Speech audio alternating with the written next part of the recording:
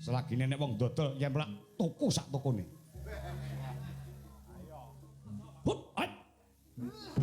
Hut.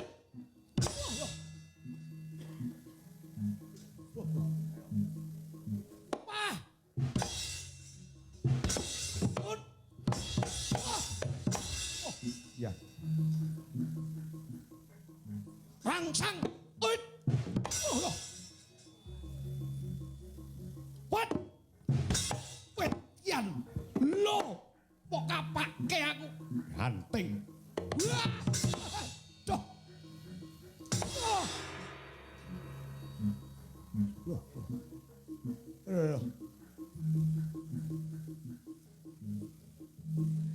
Hut, pat.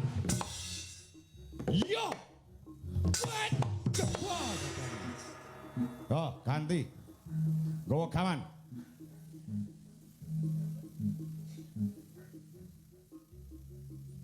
Oh.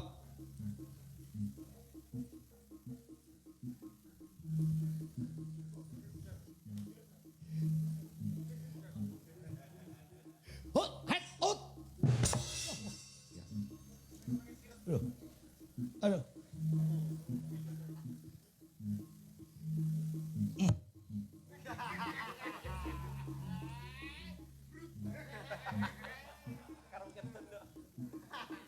Hut, hut, hut. Yo, ot, et.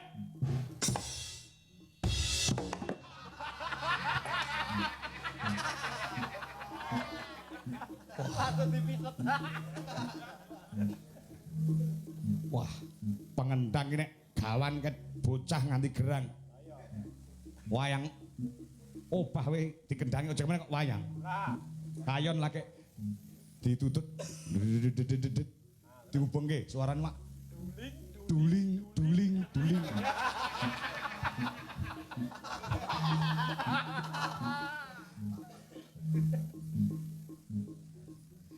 Hut, sekali leno jebol wadukmu. Oh, yan. Hihat. Wedian iki apa to, Yot? Yan. Wis tak asah. Ben bener lancepe. Yang grito, Pak. Hut, wet, wet. Hut, wet. Wedian.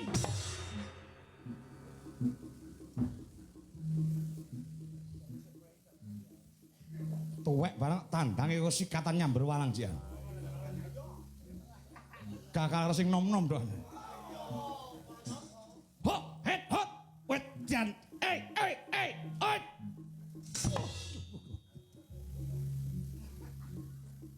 Hit mati. Lu bodoh. Hilang satu tumbuh 1000. Merucut pedang goto maju. Hang.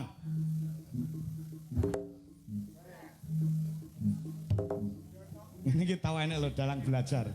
Ngumpulnya goto mak uang ini ngenek matane mak celup ngono. Itu mayang, Pak.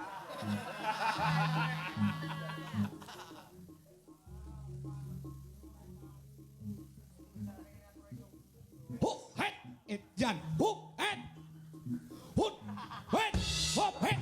Het awas. Waduh.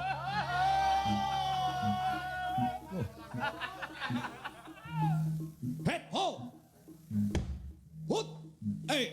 Hut. Pembeduk iki wis lawas ket bocah nganti gerang. Agek mlaku wae dalang saka ngisor panggung, munggah nang panggung ditabuhi ducek ducek duk.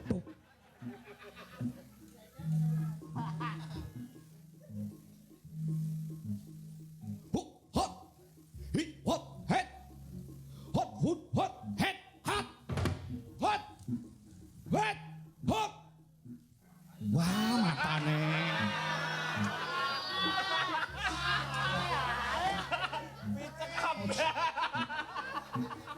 Kongset ket sore kok nganti sayane.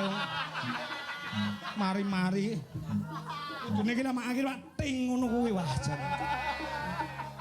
reputasi.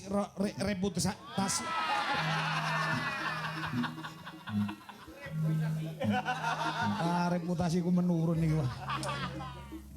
Ora kaya biasane cacahe ngopo, Wah.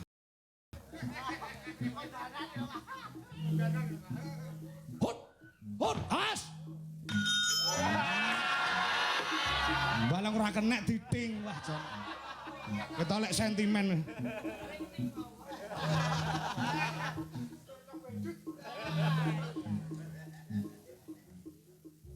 Sapa wani kowe karo aku? Yen pancen kowe wani maju wong. Nuwun. Bajingan.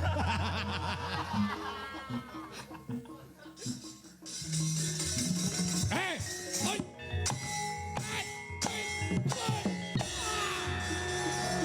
Oh. Wait.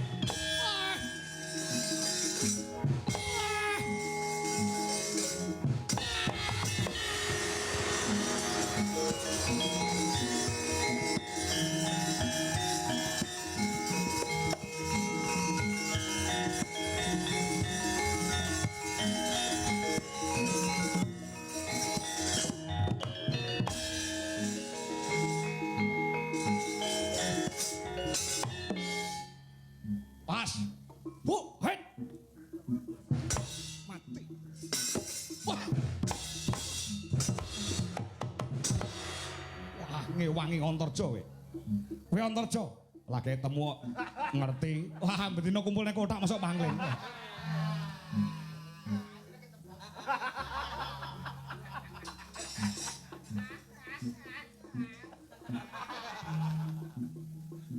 Oh. Hot.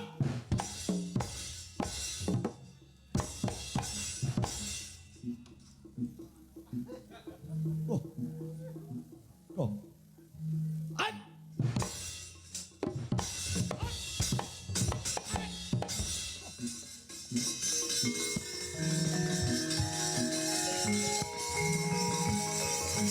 Hey! Hey! Hey! Hoi! Hey!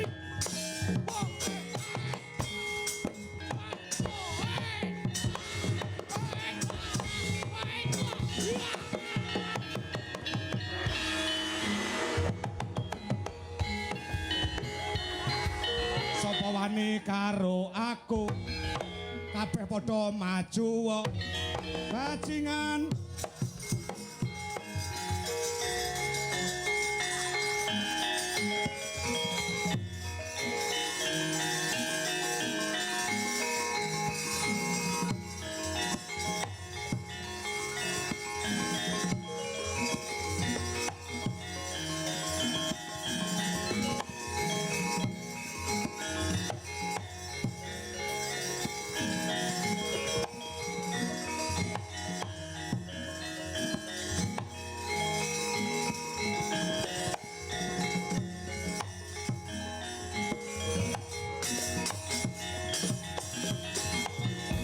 Mawut kang katrajang ing dahana wadya sangkep keprabon prang sangkep keprabon prang kang abro marakata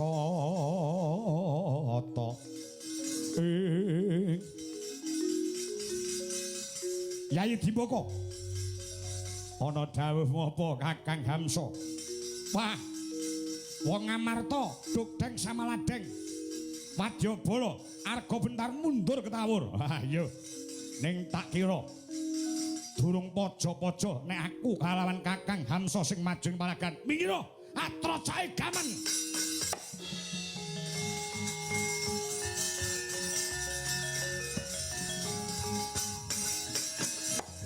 Ayo. Ketoke ning ngarepku. Ketoke ning ngarepku. Tiban pusakaku ora jebol, borot diadam sembah idir-idir.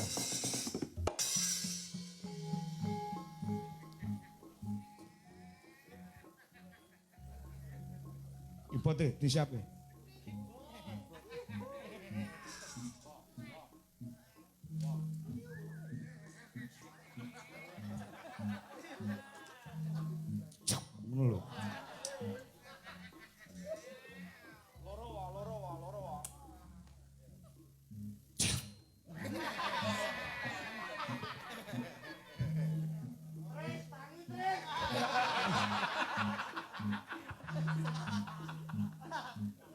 Lah ya nggih ya tak kejadian ini.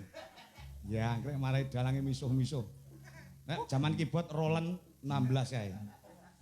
Kudune lek panah iki lek dibijet. Lah kok dibijet ambulan. Wi matane aku. Wis itu ta. Sing kapan-kapan digowo.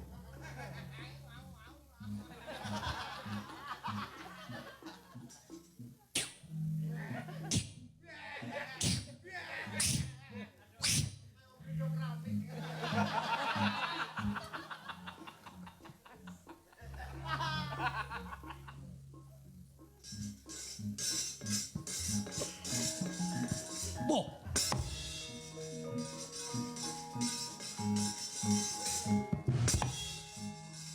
Boh.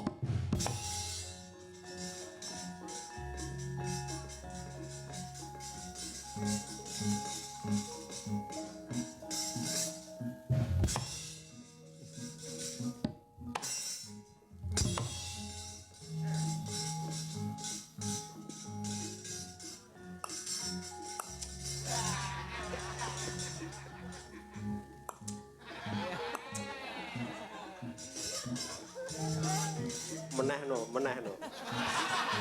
Monlet.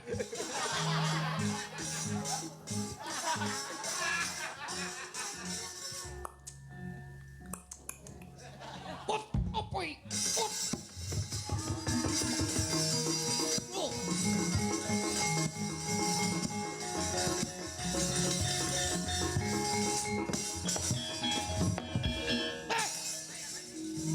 Gamane sapa iki? Gamane sapa iki?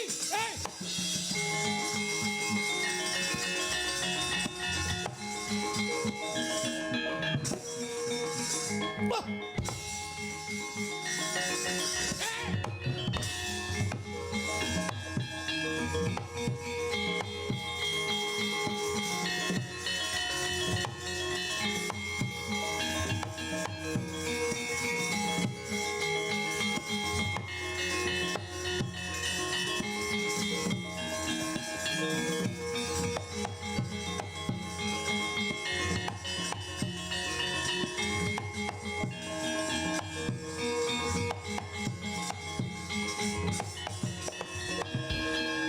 Hamsa kowe. Kowe Hamsa kowe. Kowe iki dapurmu iki ratu. Wong nibane gaman kuwi kandha dhisik ora amplyak awur-awur kaya dapur.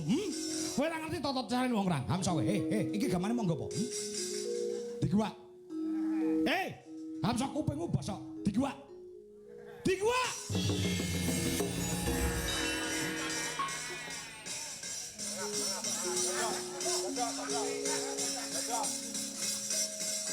Dina samangka kuwi kowe iki ratu, kowe iki Nalendra. Kowe duwe bawahan, kowe duwe prajurit, ngerti tata kramane wong perang. Wong perang ki piye? Ora amplyak awur-awur nibakne gaman kuwi kudu sumbar luwih dhisik ra kaya kowe. Tujuh sing nek Baladewa, ning ane sing kenek liyane mriki tumeka pati. Mul kasuk kuwi iblis lan kuwi nantang Baladewa. Ndodok. Ndodok. Ndodok. Mangap. Mangap. Oh. Aduh. Sing arep nuku Kalimasada mau kowe? Sing nuku Kalimasada mau kowe arepe ya. Wis kesugihan. Wis kesugihan. Wis dadi kabeh. Orang kaya baru ya. Apa-apa arep dituku apa arep ditebas? Rumangsane wong sak donya iki sing sugih dhewe diapurmu. Kalimasada kok arep dituku ki pengen tencoke ra bebas.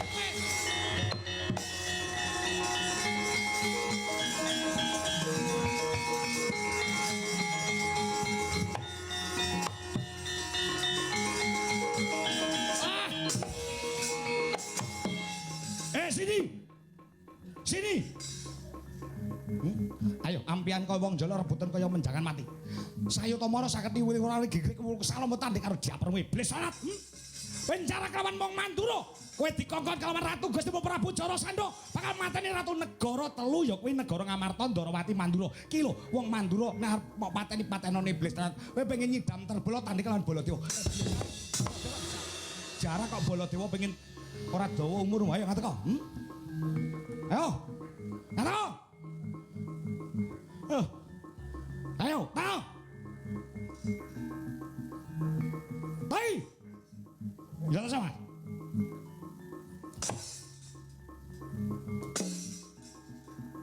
Enteng kapuk tangan. Ngene kok nyumbari Baladewa rumangsane apa, Serep nyamamu, yo, serep nyam. Nyododon dira tani kok Prabu Baladewa, rumangsane wa, yen to pancen nanti Baladewa ayo wengakno neraka jahanam manut cemluke kono ayo tandingono Prabu Baladewa Pancasila. 1 ketuhanan Yang Maha Esa, 2 kemanusiaan yang beradab.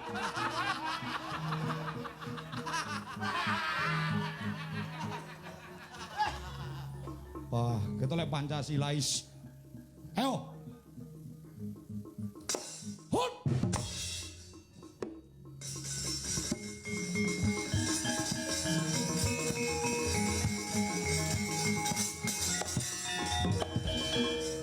War mateni Baladewa, kowe dikongkon karo Jara Sandha ya. Kowe ora ngerti? Baladewa ki ndek pusaka jenenge Kyai Nenggala. Kitamakne gunung Cugruk sekala asat lebur tanpa dadi. Namung diapunmu ora gondros pira. Jajah ya. Jajah. Nyoba oleh nek penak tanduk. Wah!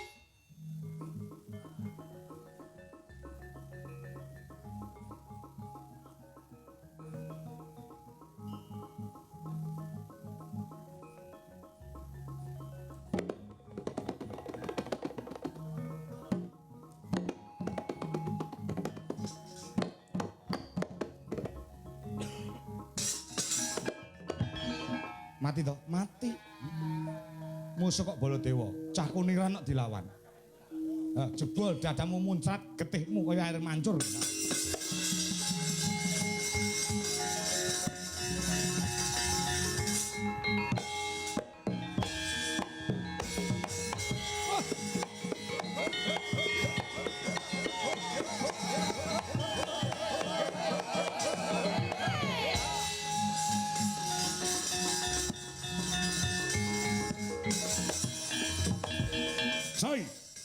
Sawi Prabu Hamsa duwe adik jenenge Dimbaka.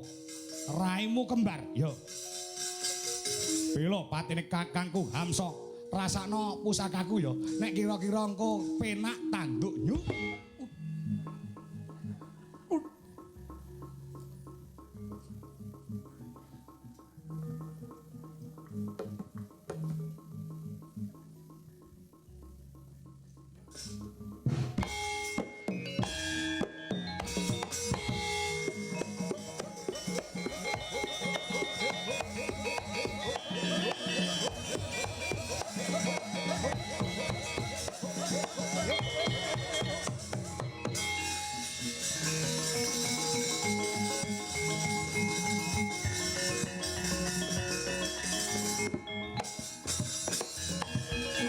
Nyawamu rangkep. Ayo.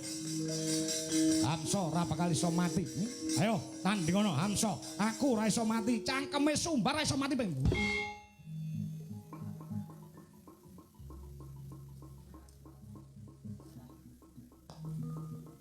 Mati wis urip neh edan-edanan.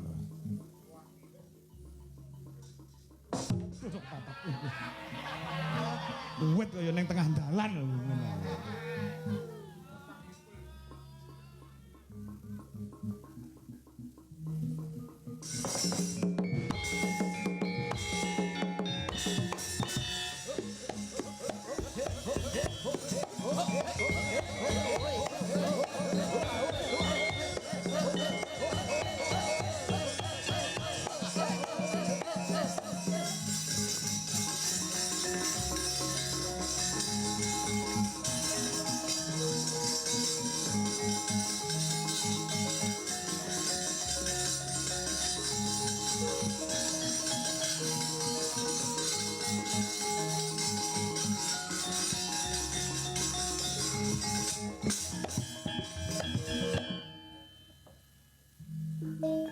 Werkudara apa sajroning pabaratan kowe weruh apa? Baladewa dikeroyok latu loro. Kae kembar Kakang Adi Hamsa kelawan Dimbaka. Sing mok weruhi apa? Sitok dipateni, sitoke nglangkai urip meneh. Sitoke mati, sitoke nglangkai urip meneh. Angger bar urip meni joget. Ngundul-nguntak, dredadat. Wah. Ping pira? Bola bali. Kelek ditutupne kakangmu Baladewa sing kentekan tenaga, sing kentekan nalar. Maksudmu piye Kresna kakangku? Belanen ratu loro kae patenana. Gemang. Patenana ora sudi. Sebabe Baladewa kena perang mungsuh. Nek diwangi darani nyepelekne. Aku wegah seling surup salah paham lawan kakangku Mandura siji kae. Niatku belani ning aku malah salah. Iya, situasine kuwi darurat Werkudara. Ning nganti kowe ora tumandang kakangmu Baladewa tunggu mati, sapa sing rugi? Sing rugi kowe. Lho, kok iso aku? Lah kae kakangmu. Lho, ora ndene ngono. Sesaji Raja Saya ki sing ndek sapa? Sing ndek gawe para Pandhawa. Kowe Pandhawa apa dudu? Ya, aku Pandhawa. Kowe sing duwe gawe, kakangmu Baladewa ki mung dadi rewang. Ing atase sing duwe gawe kok meneng ae rewange nganti dikeroyok ratu loro. Yen kono nesu sapa sing wani gambui? Sapa sing wani tanggung jawab? Sapa sing nesu? Baladewa. Nek nganti tak belani ratu loro tak pateni, engko aku disalahke. Engko sing tanggung jawab aku. Ya.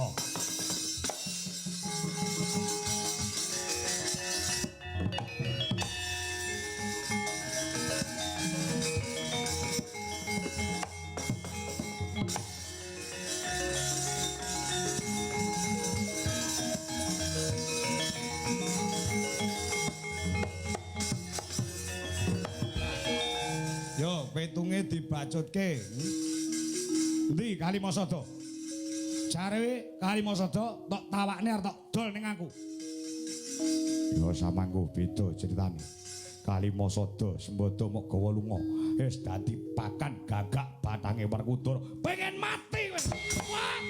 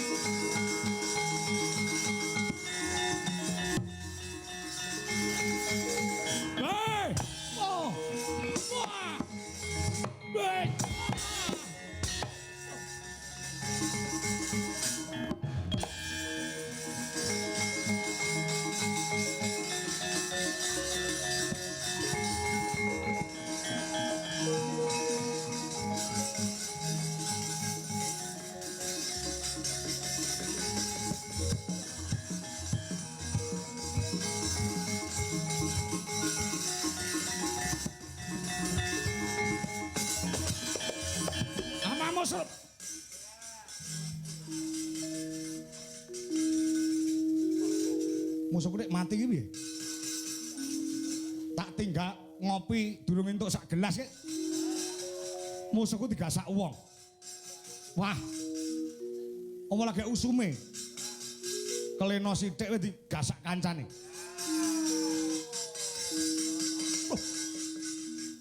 Jebul dadane iki tatune kuku Pancanaka. Hei, Werkudara, salin mungsuh.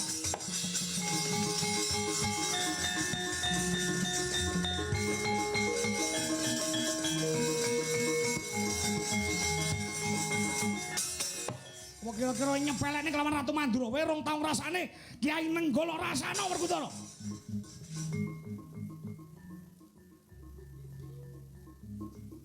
Werkudara. Ah, apa to? Mandek.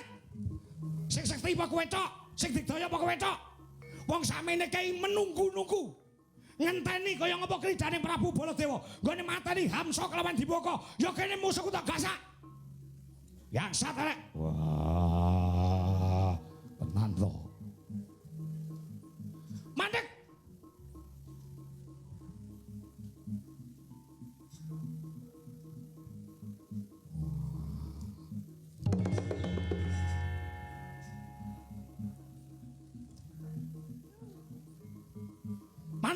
Baruto.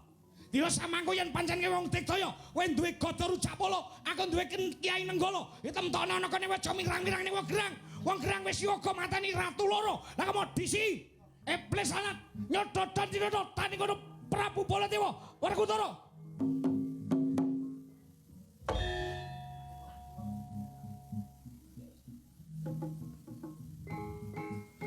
Wong ngene su.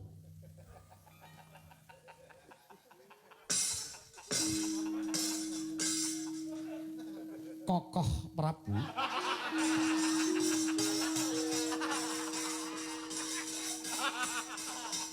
Apa? Apa? Kokoh Prabu, sabar. Sabar piye? Rumangsane apa? Baladewa iki kondang, ora kuat mambu tantang. Nek kadung gelut, nek urung musuhe mati, ora kena dibantu karo sapa-sapa. Iblis lanat. Ayo, dina samangko. Hah. Prabu. Ayo nyodot dan tidodo. Yen perlu aja Werkudara, sak Puntadewane. Hah. Kok Prabu. Kok persampu to. Ayo Janaka nang kula Sedewa. Yen perlu Prabu Pandhudewanata sing ning swarga kon maju rene. Hah. Kok Prabu. Hah. Aku kangen kuwi lho, kangen kuwi aku kuwi.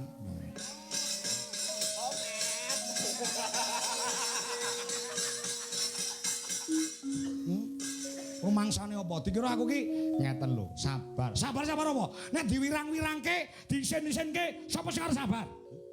Werkudara niku tumindak ingkang kados mekaten sing ngongkon kula. Nek ngono kowe menu celep boloten kebolatengen. Ayo nyodot tidodo. Nek sampean ra kena dikandani, ayo to. Sing duwe pusaka ampuh napa sampean tok. Kula mung bantu lumantar Werkudara, sampean dibantu ora matur nuwun, malah nesu-nesu ngamuk-ngamuk ngejaglut sapa-sapa ditantang, sapa-sapa ditantang. Nek pancen sampean ora kena dielekke, nggo wonten mriki dunungipun adik karo kakang sing bakale endi sing mati, endi sing mukti, Cakra napa Nenggala sing bakal iso menang, sing mati Kresna apa Baladewa. Ditemtokne wonten mriki sampean apa kula sing dadi pakan gagak batange. Nggo gelut kali adike.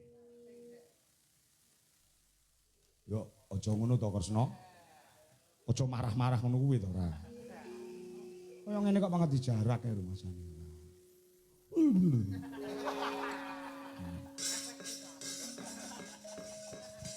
Werkudara menika anggenipun bebantu dumateng penyan, nggih. Niku lahir batin, mboten kok ditumpangi watak neka-neka. Ngono lho, niki menglek paduka pun dadi pepalang mawon. Mboten rampung, sampean mboten rasa to pun ngancik masa kasongo kados ngaten. Niki mengke nek mboten enggal jumangkah Kang Suku Kurembah Kang Asta lumarap mring negara Giribajra niki mengke mboten badhe rampung perkarane. Wis kabeh padha ngenteni kaya ngapa to sesaji Raja Soya sing digelar dening para Pandhawa.